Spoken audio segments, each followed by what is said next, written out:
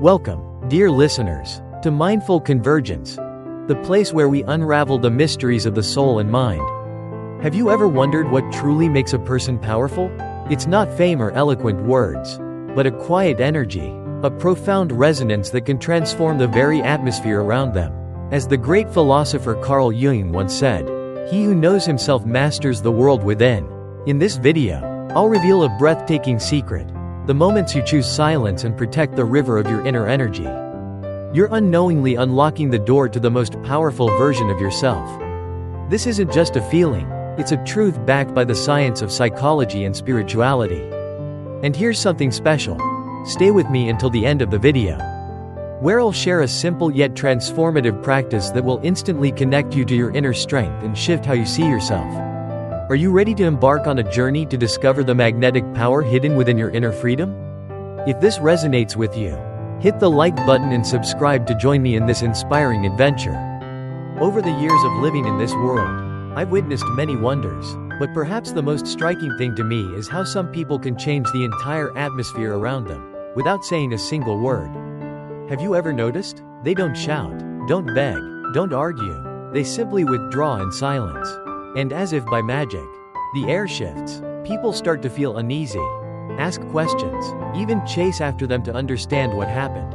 When I was younger, I didn't understand that kind of power. I thought that to earn respect, I had to speak up, react instantly, be present in every conversation. But then, I realized I was wrong. Once, during a heated argument, I chose silence over retaliation. I simply smiled and walked away. Strangely enough, the other person, so used to my usual comebacks, suddenly became confused. They didn't know what to do when I no longer played by their rules. Now, at this age, I understand that silence is not weakness.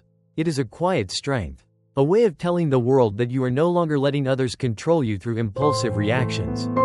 I've learned that when you stop arguing, not to avoid confrontation, but to protect your peace, it makes you a mystery, someone others can't quite figure out, and that changes everything. Looking back on the days that have passed, I realized that the power of silence I told you about isn't just about changing others, it's about how it protects something precious within us. When I was younger, I had no idea that every time I argued, every time I rushed to defend myself from criticism, or tried too hard to please others, I was giving away a piece of my own vitality. Carl Jung, someone I deeply admire, called that vitality psychic energy. He said our soul is like a river, and every thought, every emotion, every action draws from its waters. When I was always on guard, always quick to respond, I was draining my river dry. There were nights I lay awake, my mind spinning with things I should have said, actions I should have taken to keep the peace. But the more I tried, the more hollow I felt, like I had nothing left to give. The problem was, I had let others decide where my river would flow. Every time I said yes, when I wanted to say no, every time I jumped into a pointless debate just to prove I was right, I gave away energy that should have been saved for myself. I used to think that was how I'd be loved, how I'd be accepted, but I've come to see that those who constantly demanded my presence didn't truly want me. They wanted what I could give: comfort, attention, or simply the reassurance that they still had control over me. Now, I want to ask you, have you ever felt exhausted and didn't know why? Have you ever wondered why you're always tired, even when nothing major happened? That's the sign your inner river is drying up. And if you don't learn how to protect it, if you keep letting others pull you into drama that doesn't matter, you'll become vulnerable. I've been there, and I know, when you're drained, you become easy prey for those who want to take advantage of your kindness. So take a moment and ask yourself, who is draining your energy? The texts you reply to out of guilt? The conversations that leave you feeling heavy? The times you stay silent just to keep the peace? I've learned that to keep my river flowing strong, I have to choose when to speak, when to stay silent, and most importantly, who is truly worth my energy. Are you brave enough to do the same? Brave enough to put yourself first and protect your inner vitality? When I learned to stay silent in order to protect the river of energy within my soul, I began to realize that this journey wasn't just about avoiding exhaustion. It led me to a deeper discovery of who I truly am. Years ago, I believed that life was about pleasing others, about wearing masks just to be loved and accepted. But then Carl Jung taught me something I wish I had known sooner. The path to becoming whole isn't about pleasing the world. It's about finding your way back to yourself. He called this process individuation. Individuation, as I understand it, is the journey of shedding the layers we've worn to fit in with the crowd. It's like standing before a closed door, behind which your true self resides, not the version your family wanted, not what your friends expected, not what society imposed, but to open that door, you must dare to walk alone, to leave behind the noise of the world. I remember a time when I stopped everything, the pointless meetups, the explanations no one truly needed. I gave myself the space to sit with my own thoughts, to write down my fears, my dreams, the ones I had long abandoned. Jung said that to become yourself, you must confront your shadow, the parts of your soul you don't want to admit exist. For me, that shadow was the fear of being abandoned, the belief that if I wasn't always available, no one would need me. But when I chose silence, when I stopped chasing validation, I began to see things more clearly. I realized the people who left when I no longer met their expectations were never truly with me in the first place. And in that loneliness, I discovered a new strength, the power of belonging to myself. I used to think loneliness was something to be feared, but now, I call it the solitude of the strong. It isn't emptiness, it's a sacred space, where you can hear the voice deep within you. And in those moments, I understood that the energy I once gave to others could now be used to build a stronger version of myself. Jung said that individuation is when you stop reacting to the world and begin creating your own reality. But let me be honest with you, this path isn't easy. It requires the courage to be misunderstood, to be seen as distant, or even to be left behind. I lost a few friends when I started setting boundaries, when I stopped being the person who was always there. But in return, I found peace, clarity, and a sense of freedom I had never known. Have you ever asked yourself who you really are, without the gaze of others defining you? Are you brave enough to walk through that door and discover your true self? In the journey of finding myself, when I learned to stay silent, protect my energy, and step through the door of individuation, I came to realize another truth Carl Jung pointed out. We are often not seen for who we truly are, but through the projections others place upon us. He called this projection, when people look at you and see not you, but what they want or fear within themselves. I didn't understand this at first. Years ago, I had a friend who only came to me when they were in trouble. They called me their lifesaver, always praising my ability to listen, to support. But when I started setting boundaries, when I said, I need time for myself, they grew angry, even blamed me for changing. It hurt, but then I realized, they didn't need me. They needed someone who would always be there to soothe their pain. Jung said that when you're too available, you become a blank mirror, one that others use to reflect their fears, desires, or shadows. I had been that mirror, not just for that friend, but for many people. Co-workers who only remembered me when there were problems to fix. Family members who turned to me only for comfort. I thought my presence meant love, meant connection, but in truth, I was just a tool helping them avoid facing themselves. And what hurt more was that I let them do it, because I feared that if I wasn't always available, I'd be abandoned or seen as useless. But when I began to step back, when I chose silence over reaction, something remarkable happened. The mirrors I had once held up began to shatter. That friend tried to drag me back into arguments, tried to make me feel guilty for no longer being constantly available. But I didn't respond. I let my silence speak. And then, they were left to face the emptiness they had been pouring into me all along. Jung said that when you stop being a mirror, the other person's shadow appears, and not everyone is ready to look into it. I realized that psychological manipulation doesn't always come with shouting or threats. It often hides in the silence of guilt, when you feel like you have to explain, have to help, have to show up, even when it breaks you inside. I've been trapped in that loop, until I finally understood. Manipulators don't need to control you outright. They just need you to keep reacting the way they expect. But when you stop, when you say no, or simply say nothing at all, their game collapses. Now, I want you to reflect on your own life. Who is using you as a mirror to reflect what they don't want to see in themselves? Who becomes uncomfortable when you begin to set boundaries? What I've learned is that when you step back, you're not just protecting your own energy, you're giving others a chance to confront their own shadow. When I look back at all the times I became a mirror for others, allowing them to project their desires and fears onto me, I came to a more painful realization. Most of the time, I had opened the door to that manipulation myself. Not because I was weak, but because I had betrayed myself.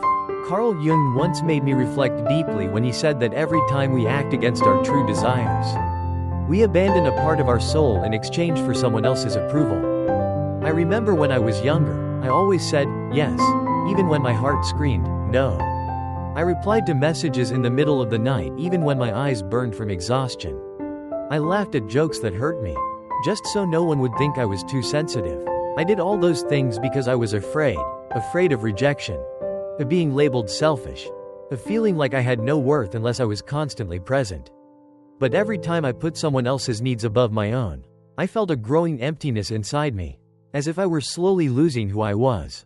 Jung called this a form of self-betrayal, a way we begin to vanish from the stage of our own lives. I used to think that my constant availability was love, was kindness, but now I understand, it was a prison I built for myself. I gave away my energy, my time, and my peace, just to receive fleeting approval, short-lived compliments and relationships that only lasted as long as I was useful. I remember once being invited to an event I had no desire to attend. I was about to say no, but guilt crept in. If I don't go, they'll think I'm arrogant, so I went, and the entire evening I felt like a stranger in my own skin. Afterward, I asked myself, why did I do this to myself? Why do I keep seeking approval from people who don't truly care? That was the moment I decided to change. I started saying no without explaining. I chose silence when guilt tried to pull me back. And here's what I want to share with you. Every time you go against your own heart, you push yourself further away from your true self. Can you recognize those moments when you said, okay, while everything inside you screamed, no? When you smiled just to make others comfortable, while hiding your own pain? I've walked that path, and I know, it will lead you to a place where you no longer recognize yourself. So I ask you this, can you stop today, right now, and choose yourself instead of chasing the approval of others? When I stopped betraying myself in exchange for approval, I was faced with a new challenge, loneliness. At this age, I can tell you, loneliness is not something I've ever feared. But when I first began this journey, when I chose silence, set boundaries, and prioritized myself, it felt like the whole world turned its back on me. Friends I used to be close with began to drift away. The invitations became rare, and I found myself wondering, did I make the wrong choice? But Carl Jung helped me see loneliness in a different light. He said that in order to become your true self, you must be willing to walk alone, even if only for a little while. Loneliness, to him, wasn't emptiness. It was sacred space for rebirth. I remember those quiet evenings spent alone, no phone, no noise, just me and my thoughts. I began journaling, writing down what brought me joy, what hurt me, and the dreams I had buried for so long. In that silence, I felt like I was recovering the lost fragments of myself. I call it the solitude of the strong. It's not about the absence of others, it's about the full presence of yourself. There was a time I declined an invitation to a crowded party and chose instead to stay home with a book and a cup of tea. The next morning, I woke up with a lightness I had never known. I realized that when I give time to myself, I no longer need the validation of others to feel whole. Jung said that in solitude, you stop reacting to the world and begin creating your own reality. To practice this, I suggest something simple. Set aside 1 hour each week just for yourself. Turn off your phone, find a quiet corner, and listen to your soul. Write down what you feel, or simply sit with the stillness. You'll discover that loneliness is not your enemy, it is the teacher that leads you to rebirth. But I must warn you, this path comes at a cost. You will lose relationships that only existed when you were constantly available. You will be misunderstood, seen as distant, but in return, you'll find a stronger version of yourself. In those moments of solitude, as I began to rediscover myself, I came to understand something Carl Jung called the persona, the mask we wear to fit into the world. Looking back on my life, I realized I had worn so many masks: the cheerful friend who's always available, the devoted coworker who never says no, the thoughtful family member who always puts others first. But every time I wore a mask, I felt a little more distant from who I really was. Jung said that the persona is how we perform to be loved, to be accepted. But if you wear it for too long, you forget who you are once the mask comes off. I remember someone once asked me, "Why are you always so cheerful?" I smiled. But inside, I wanted to scream that I wasn't okay, that I was exhausted from constantly trying to please everyone. That mask kept me trapped in a play I no longer wanted to act in. When I began the journey of individuation, I made the decision to take those masks off. I stopped pretending everything was fine when I was breaking inside. I stopped responding right away just to seem agreeable. I learned to say, I'm not comfortable with this, even if it surprised people. At first, I was afraid that without the mask, I would be rejected. But then something beautiful happened. The people who truly cared stayed. And they respected me more for my honesty. To let go of the persona, I started small. I practiced saying no to things that didn't align with me. Even if it was just declining a minor invitation, I gave myself time to think before responding. Instead of reacting just to please, I wrote down what I truly wanted, not what others expected of me. These small acts gave me a sense of freedom, like I was finally returning to myself after a long journey. Now, I want you to ask yourself, what mask are you wearing? What are you pretending to be so you can be loved, accepted? I've walked that path, and I know how hard it is.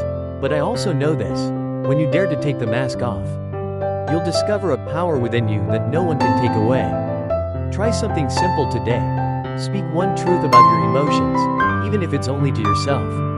And if you feel ready, share in the comments, I choose to live as my true self.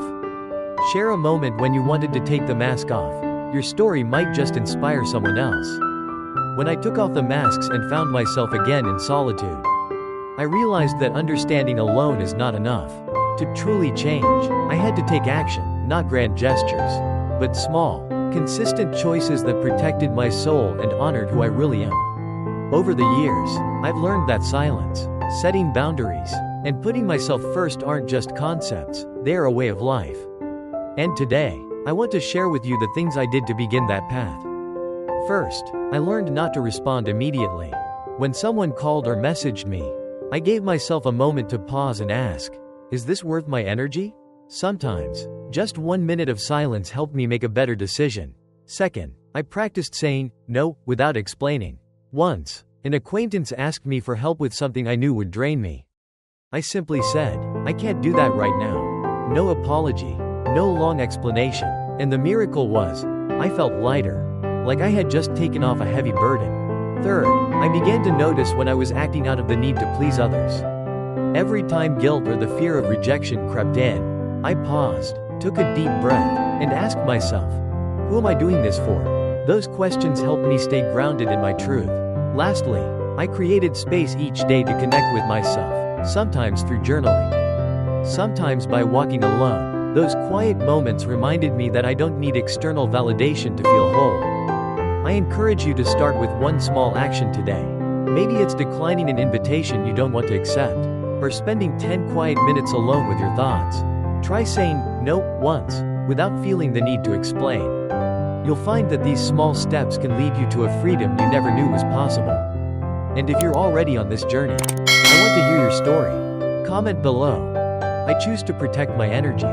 Share a moment when you chose yourself over pleasing others. Your story isn't just yours. It might inspire someone else who's quietly fighting the same battle. When I began to take action to protect my energy and live truthfully, I realized that one of the strongest chains holding me back wasn't loud words or pressure, it was guilt.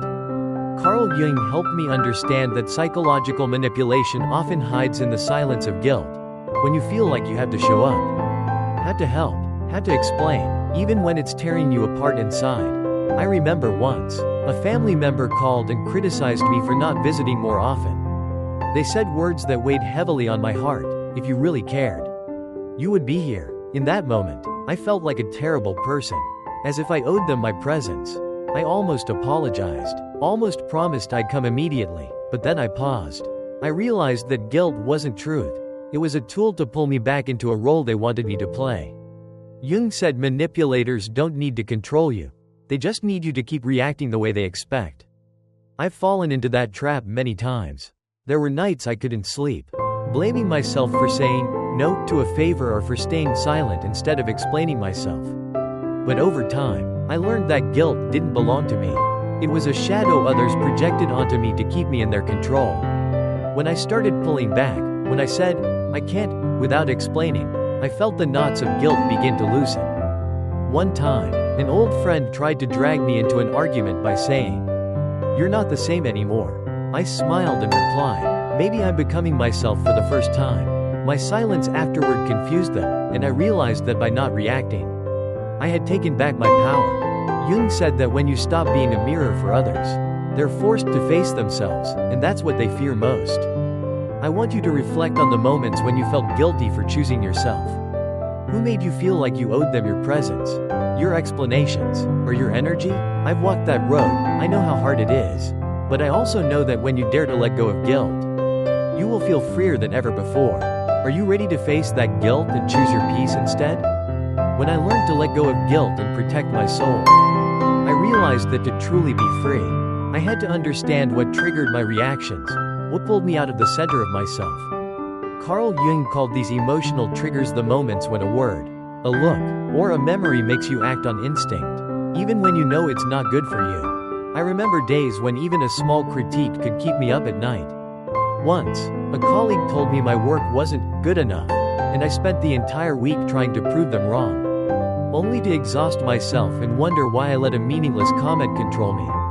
Jung helped me understand that these triggers were doors leading to my shadow, the parts of my soul I hadn't truly confronted. Like my fear of failure or the need for validation, I began observing these emotions, as if I were standing outside myself watching. Every time I felt anger rise, or when I wanted to explain myself to please someone, I would stop. I'd breathe deeply and ask myself, what's making me react this way? What fear is hiding behind this emotion? Once, a friend blamed me for not replying to a message right away. Instead of apologizing, I wrote down my feelings. I realized that my reaction came from the fear of being seen as cold. Once I understood that, I saw I didn't need to respond immediately. I could choose silence without feeling guilty. To do this, I created the habit of journaling my emotions. Every evening, I would write down a moment from the day when I felt pulled out of my center, a comment, a situation, or an emotion. Then I'd ask myself, what could I have done differently? Those words helped me see the patterns in my behavior.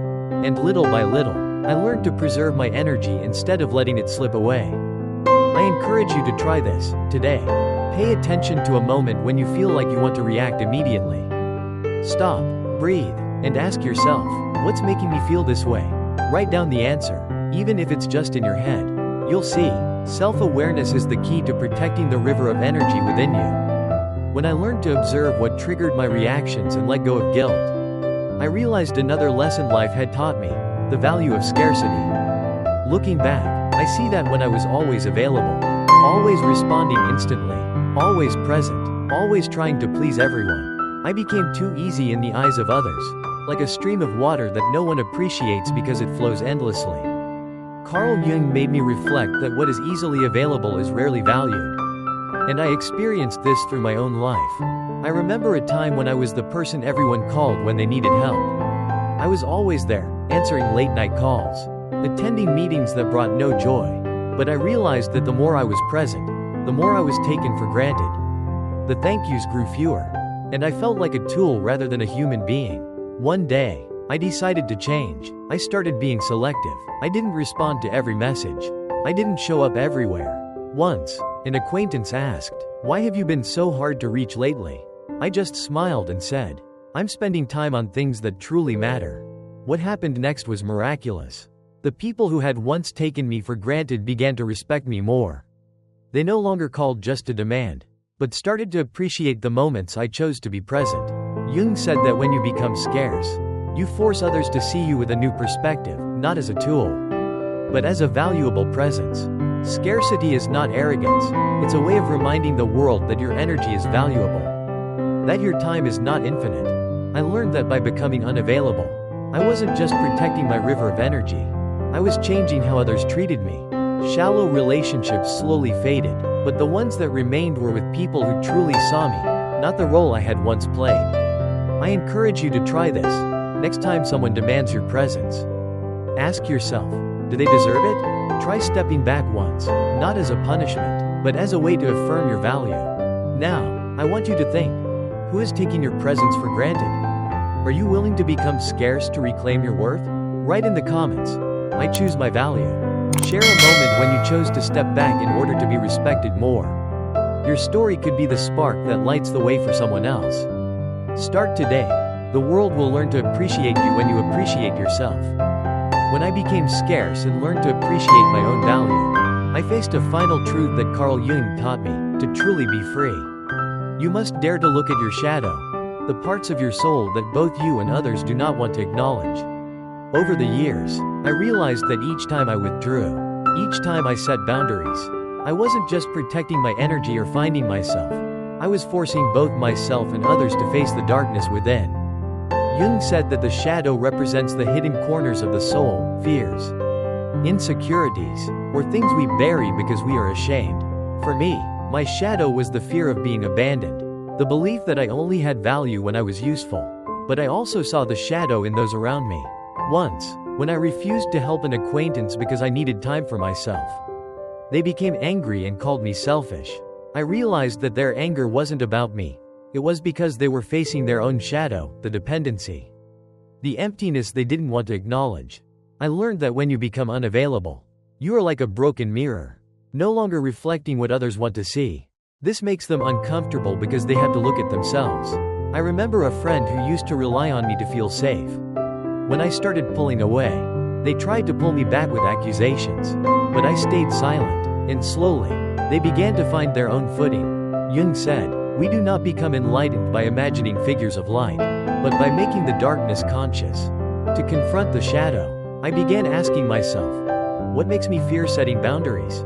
What in me still wants to please others? Each answer was a step closer to freedom. I also learned not to fear the shadow of others. When someone became angry at my silence, I didn't react. I let them face their own darkness because it wasn't my responsibility. I invite you to try this.